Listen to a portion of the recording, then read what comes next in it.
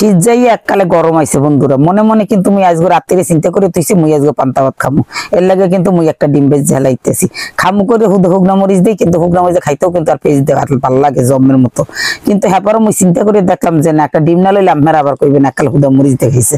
এর লাগে কিন্তু মুই আবার একটা ডিম বেজ লইছি। এই তো মোর ডিম বেজ হয়ে গেছে, এখন কিন্তু মুই মরিচও টাইলে লইছি। এই মরিচ দেয় পেজ কাঁচা পেজ দেয় আজকে মুই কিন্তু পান্তা ভাত খামু।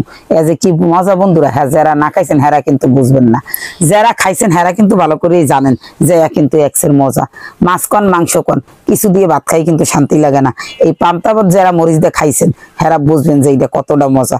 এর লাগে মুই কিন্তু আজকে মনে মনে এইটাই চিন্তা করছি, এইটা খাইলে একটা মোর শান্তি লাগবে।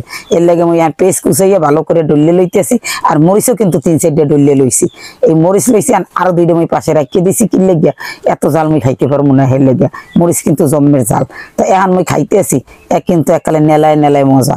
এ যে কি মজা, হ্যাঁ মুই খাইতেছি মুই বুঝতে আছি, আর আপনারা যারা দেখতেছেন হেরা কিন্তু বুঝবেন না। এরকম করে খাইয়ে দেখেন, হেলে কিন্তু বুঝবেন যে কেমন মজা।